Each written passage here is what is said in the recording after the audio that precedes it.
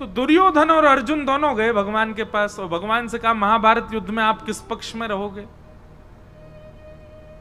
तो भगवान ने बड़ा अटपटा निर्णय लिया, अटपटा ही लेते हैं। बोले सुनो, एक तरफ मेरी सेना रहेगी, भगवान की सेना छोटी मोटी नहीं है, अद्भुत द्वारिका की सेना एक तरफ रहेगी और एक तरफ अकेला मैं रहूंगा। लेकिन मैं जिस तरफ रहूंगा उस तरफ शस्त्र नहीं उठाऊंगा, बिना शस्त्र के रहूंगा जिस तरफ भी रहूंगा। तुम लोग मुझसे बाद में मत कहना कि भाई तलवार उठाओ, धनुष उठाओ, भाला उठाओ, जे उठाओ, कुछ नहीं, खाली हाथ रहूंगा।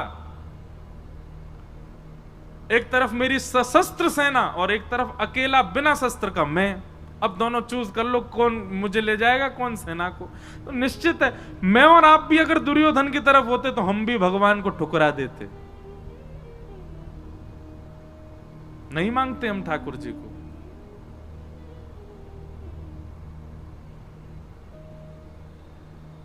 दुर्योधन ने कहा वो ऐसा है ना ठाकुर जी, आपका प्रेम थोड़ा पांडवों से ज्यादा ही है कुछ, आप तो पांडवों के पास ही जाओ, सेना में ले जाता हूं। भगवान बोले ले जा। सेना लेकर के दुर्योधन चला गया, अर्जुन सामने अकेला बैठा है। भगवान बोले अर्जुन तेरे लिए कितनी भी व्यवस्थाएं बना दूं मैं, लेकिन तेरी बुद्धि कभी जग नहीं सकती। अरे पहले बोल देता कि सेना हमको चाहिए, तुम्हारे पास सैन्य बल कम है। मैंने इसीलिए सेना का प्रस्ताव रखा क्योंकि तुम्हारी सेना कम है कौरवों से, तो तुम कह सकते थे कि हमारे पास सैन्य बल कम है, हमें सेना दे दो। अब मैं बिना शस्त्र के चला जाता कौरवों के पास, अब सेना तो वो ले गया, अब तेरे पास आऊंगा मैं। एक तो वैसी सेना कम तुम्हारी और ऊपर से एक इंसान और बढ़ गया जो केवल खाएगा और सोएगा, कुछ नहीं करूंगा मैं। लेकिन अर्जुन प्रेमी है, ठाकुर जी के भावों को समझता है। मैं और आप अर्जुन की जगह होते तो रो गए होते इतनी बात में, ठाकुर जी अब फिर से कर दो टॉस, फिर से दे दो हमको, हम सेना ले लेंगे उसको, आप चले जाओ। हम तो कभी कभी मैं सोचता हूं कि बहुत गरीमत है कि द्वापर और त्रेता में हम आप नहीं थे, हम कलयुगी जीव नहीं थे, हम बड़े खतरनाक है महाराज।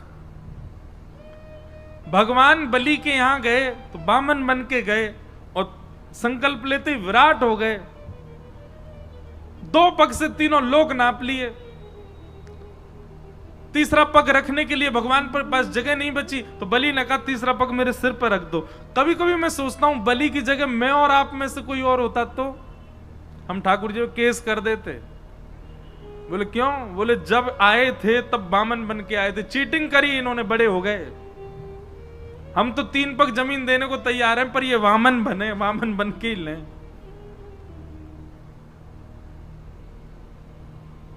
बहुत चतुर हैं हम लोग, और ठाकुर जी की भक्ति में चतुराई नहीं चलती। आप जितने सहज, जितने सरल, जितने प्रिय ठाकुर जी को उतने अच्छे लगोगे। भगवान अर्जुन को कहने लगे कि अब तो तेरी तरफ मैं आऊंगा। तो अर्जुन ने एक बहुत अच्छी बात कही, भगवान के चरणों में प्रणाम करते हुए कहा नाथ, ना तो मैं आपको मांगने आया था और ना आपसे मांगने आया था। दुर्योधन आया था इस भावना से, मैं नहीं आया था। मुझे आपसे कुछ नहीं चाहिए और मुझे आप भी नहीं चाहिए। भगवान बोले तो फिर तू क्यों आया? दोनों हाथ भगवान के हाथ में दे दिए, बोले पकड़ो मेरे हाथ। भगवान बोले पकड़ लिए, बोले खुद को देने आया था कि मुझे रख लो अपने शरण। मैं शरणागत हूं नाथ, मेरे ऊपर कृपा दृष्टि करो।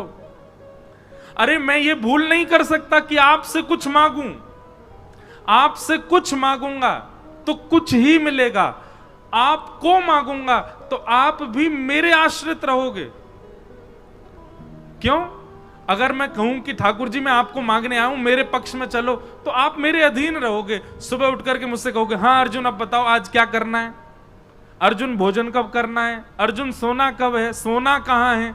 क्योंकि मैं मांगने आया हूं तो सारी जिम्मेवारी मेरी, सारी व्यवस्था मैं करूंगा। पर मैं तो आपको मांगने नहीं, खुद को देने आया हूं। तो अब स्थिति क्या है, मेरी सारी व्यवस्था आप करो। मैं कब सोऊं, कब खाऊं, कहां जाऊं, क्या करूं, कब उठूं, कब बैठूं, कहां बाण चलाऊं, कहां नहीं चलाऊं, कहां मौन रहूं, कहां बोलूं, ये सारी व्यवस्था अब आपके हाथ में है। मैं खुद को देने आया हूं। ये समर्पण देख करके भगवान ने अर्जुन को स्वीकार कर लिया। और अर्जुन से 2 बार रीचेक किया भगवान ने। भगवान बोले, अर्जुन केवल बोले मत, देख ले मैं कुछ भी आज्ञा कर सकता हूं। अर्जुन कहता, करिष्ये वचनम तव, आप करके देख लेना, आप जो आज्ञा करोगे करूंगा। भगवान बोले, फिर सोच ले, मैं कुछ भी आज्ञा कर सकता हूं। भगवान बोले, आप करके, अर्जुन बोला करके देखो। बोले ठीक है, युद्ध प्रारंभ होने दे। और युद्ध में भगवान ने महाराज अर्जुन की कमर तोड़ के रख दी। ऐसी ऐसी आज्ञा भगवान करें।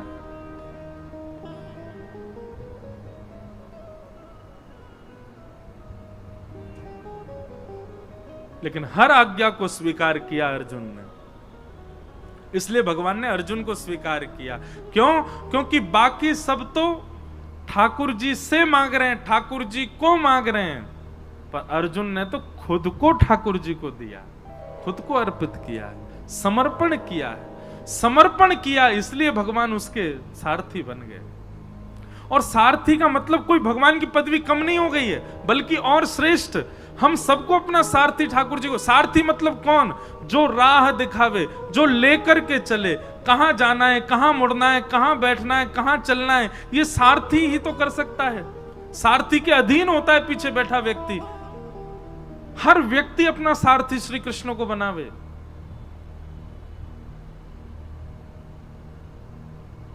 जहां ले चलोगे वहीं मैं चलूंगा, जहां नाथ रख दोगे वहीं मैं। ये जीवन समर्पित चरण में तुम्हारे, तुम ही मेरे सर्वस्व, तुम ही प्राण प्यारे। तुम्हें छोड़कर नाथ किससे कहूंगा, जहां ले चलोगे वहीं मैं चलूंगा। हम लोग ऐसे नहीं जी सकते। हम लोग तो बड़े खतरनाक है महाराज। सुख संपत्ति घर आवे, कष्ट मिटे तन का, ओम जय जगदीश हरे। और अंत में गाते गाते वो, तेरा तुझको अर्पण क्या लागे मेरा, ओम जय जगदीश हरे। मेरा क्या है नाथ, सब आपका ही तो है। भगवान कहेंगे लाओ चलो वापस करो हमको, ये घर, ये दुकान, ये गाड़ी सब मेरी है, लाओ सब द्वारिकाधीश को अर्पित करके आओ। अरे ठाकुर जी वो तो आरती में लिखा इसलिए गा रहे थे हम, ऐसे थोड़ी कि आपको सब ले ही लेना है। अर्जुन जैसा समर्पण नहीं है हमारे पास। अर्जुन जैसा समर्पण लाओ।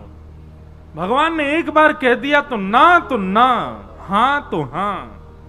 ऐसा समर्पण था अर्जुन का, इसलिए भगवान ने अर्जुन को स्वीकार किया। कोई समर्पित हो अर्जुन के भांति। और एक बात मैं कथा में कहा करता हूं, भैया अगर आपकी इस कथा को सुनकर के मन में आ गया हो कि हम भी अर्जुन की तरह समर्पित होंगे, तो पहले ही ध्यान रखना, कस करके सीट बेल्ट बांध लेना अपने जीवन रूपी हवाई जहाज में। क्योंकि जैसे ही आप ये निर्णय लोगे कि अब जो ठाकुर जी जो कहेंगे हम वही करेंगे, ठाकुर जी जो देंगे वही पाएंगे, ठाकुर जी जो चाहेंगे वही होगा, तो फिर बहुत ऊंची विमान की ऊंचाई होगी, रोलर कोस्टर जीवन बन जाएगा। कब ऊपर, कब नीचे, कब यहां, कब वहां, कब महाराज झकझोर के फेंक देंगे ठाकुर जी। लेकिन कभी छोड़ेंगे नहीं। एक बार यदि कोई समर्पित हो गया तो निश्चित है ठाकुर जी उसके साथ खेलेंगे बहुत, पर उसका हाथ छोड़ नहीं सकते।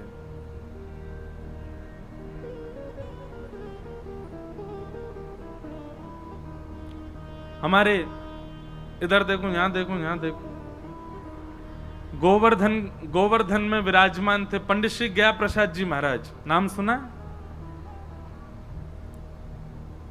आप में से कई लोगों ने तो दर्शन भी किए होंगे पंडित श्री गया प्रसाद जी महाराज के।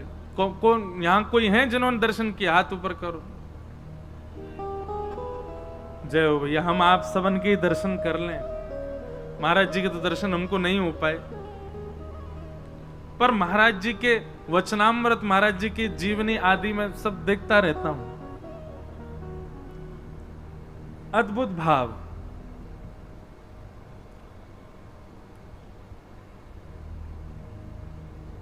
सब लोग सावधानी से कथा सुनो, कोई आए कोई जाए, आप तो बस भाव से सुनो कथा।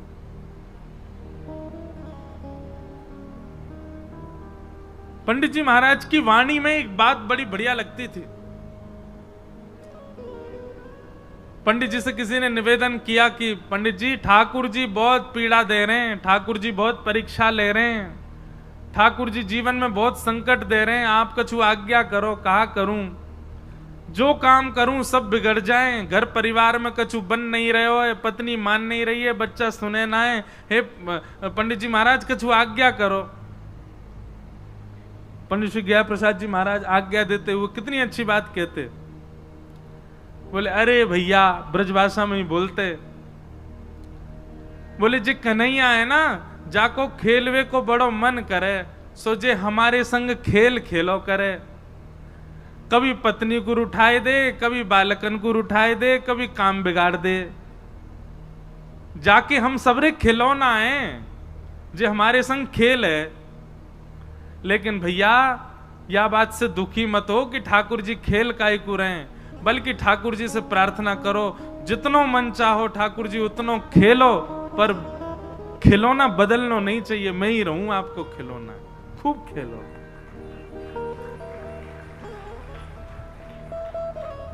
जैसो जीवन देनो है मुंह को दे दो, लेकिन नाथ मेरो त्याग मत करो। हरि जी मोरे। आज पूज्य गुरुदेव भगवान, हमारे पूज्य पिताजी महाराज, पूज्य गुरुदेव भगवान, दो संबंध हैं, गुरु स्वरूप भी हैं, पिता स्वरूप भी हैं, आज कथा में पधारे हैं। आप श्री को बारंबार प्रणाम है। बोलो वृंदावन बिहारी लाल।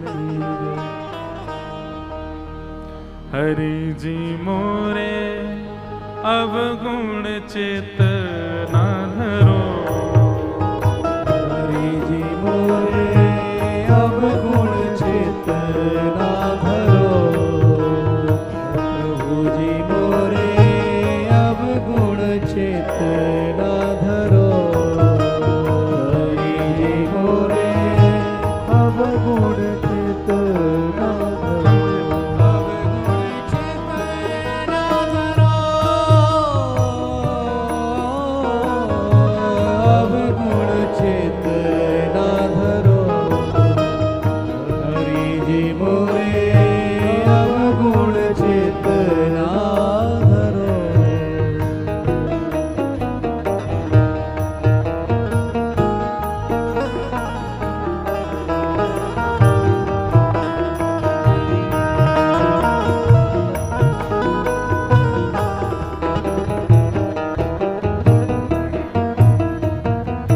बोलो वृंदावन बिहारी लाल की। भैया फोटो वाले भैया नीचे से ले ले करो, सब लोग विराज जाओ।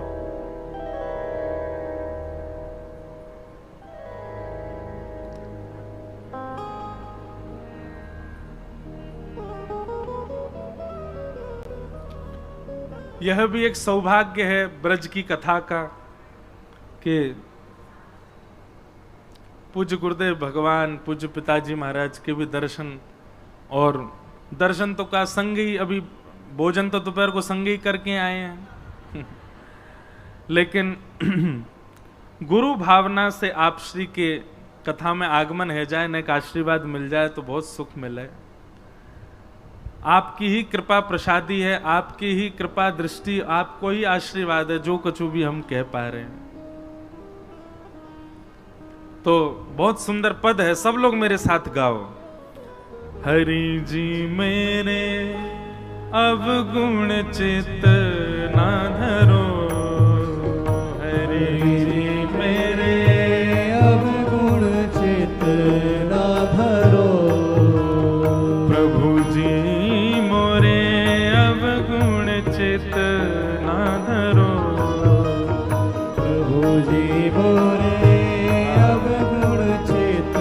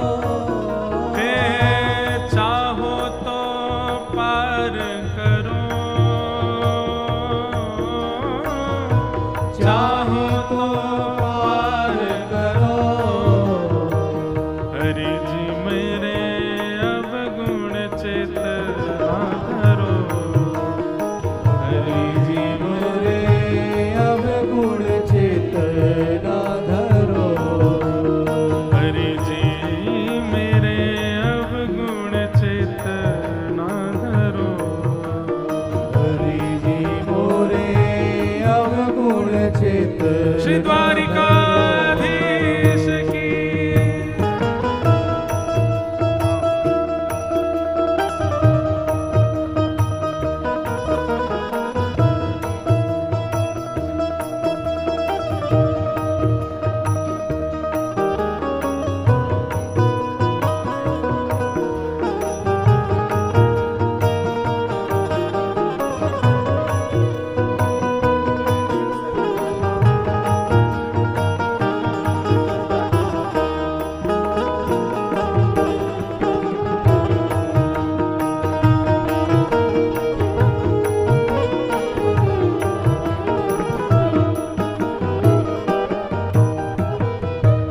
एक लोहा पूजा मेरा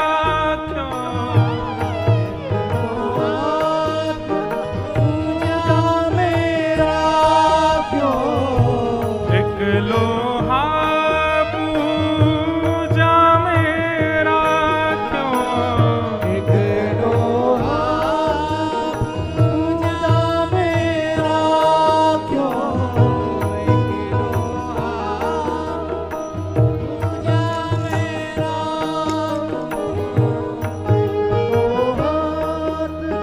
पूजा मेरा आज बड़ी कृपा भई है। आज पूज्य गुरुदेव भगवान पधारे हैं और श्री वृंदावन से श्रीमद् भागवत के अद्भुत वक्ता और श्रीनाथ जी की अद्भुत सेवा, शरणागति श्रीनाथ जी की जो खूब लाड़ लड़ा में खूब सेवा करें और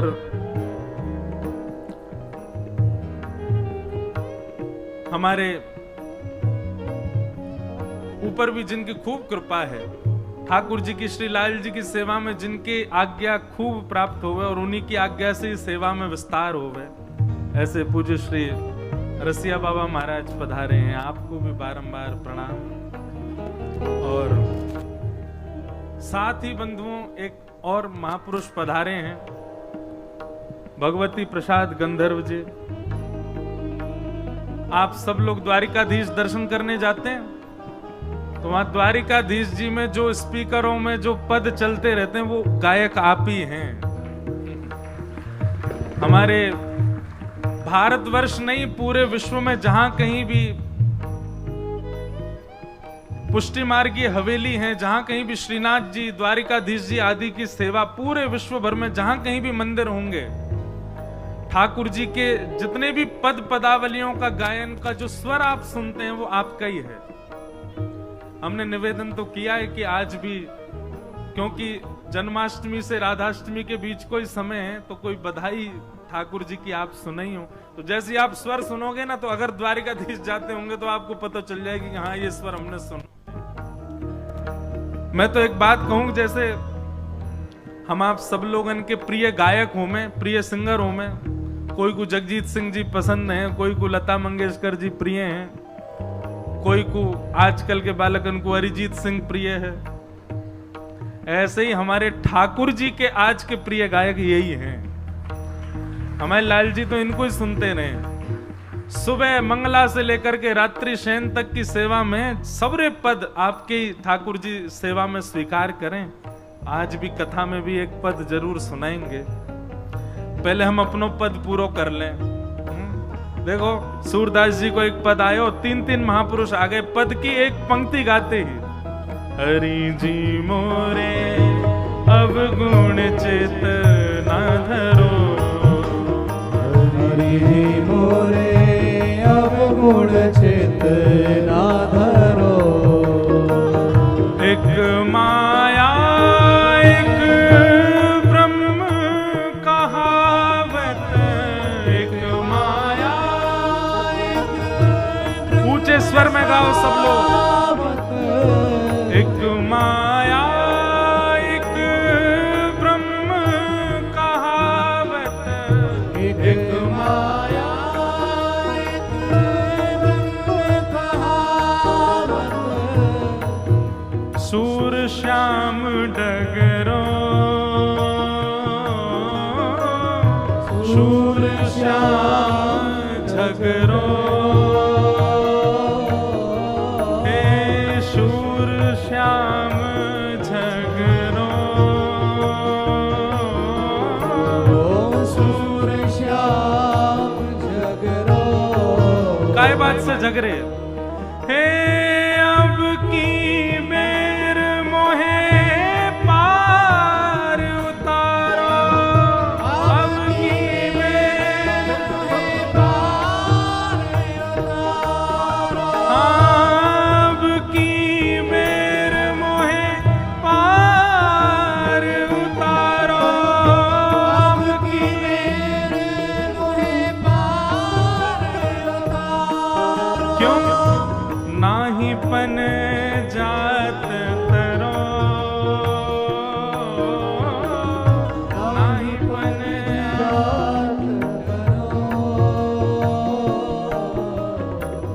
अब गुण चित न धरो, हरि बोले अब गुण चित धरो। हरि जी मोरे अब गुण चित न धरो, हरि मोरे अब गुण चित धरो। हरि जी मोरे अब गुण चित न धरो। हरि मोरे अब गुण चित धरो। बोलो द्वारिकाधीश की जय। अभी अभी एक भाव मन में आ रहा हो कि हम सब गा रहे हैं कि हरि जी मेरे अवगुण चित्त ना धरो, मेरे अवगुणों को ठाकुर जी आप देखना नहीं। तो मानो ये पंक्ति गानी प्रारंभ करी तो पहले पूज्य गुरुदेव भगवान आए, फिर पूज्य श्री रसिया बाबा महाराज आए, भगवती प्रसाद गंधर्व जी आ गए। तो मानो ठाकुर जी ने 3 महापुरुष भेज के प्रमाणित कर दियो, ना धर रो अवगुण तेरे चित्त में, तू चिंता मत करे। ये 3 वैष्णवन को भेज करके ठाकुर जी मानो ये कह रहे हैं कि भैया आप प्रत्यक्ष प्रकट है कि ठाकुर जी ना कहेंगे कि तेरे अवगुण में ना देख रहो, ना विचार कर रहो। तो यही भाव से मानो ठाकुर जी प्रमाणित कर रहे हो, कोई बात ना भैया, क्षमा किए, तेरे अवगुणन पे मेरी दृष्टि ना है, तू आनंद कर। तो ऐसी भावना है।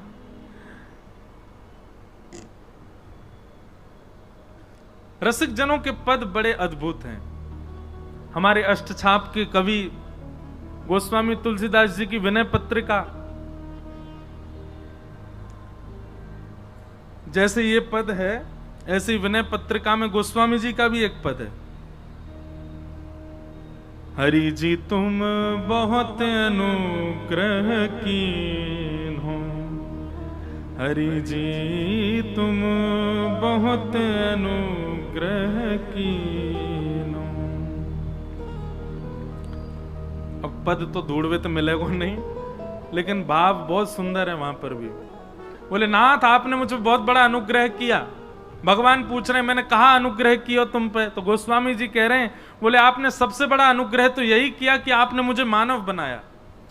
श्रीमद् भागवत में भी भगवान कहते हैं, हृदय माध्यम सुलभम सुदुर्लभम प्लवम सुकल्पम गुरुकर्ण धारम मयानुकूलेन नभस्वतेरितम पुमान भवाब्धिम न तरेत्स आत्मा। मैंने मानव के ऊपर सबसे बड़ी कृपा यही की कि मैंने उसको मानव बनाया। अरे नित्य इसी बात का धन्यवाद कहो ठाकुर जी कि हमको आपने कोई जीव जंतु तो नहीं बनाया, मानव बनाया।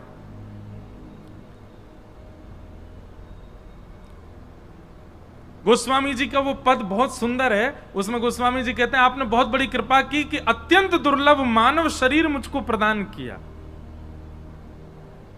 पर ठाकुर जी हम एक अनुग्रह और आपसे चाहते हैं, एक अनुग्रह और कर दो। भगवान कह रहे हैं अब क्या चाहिए?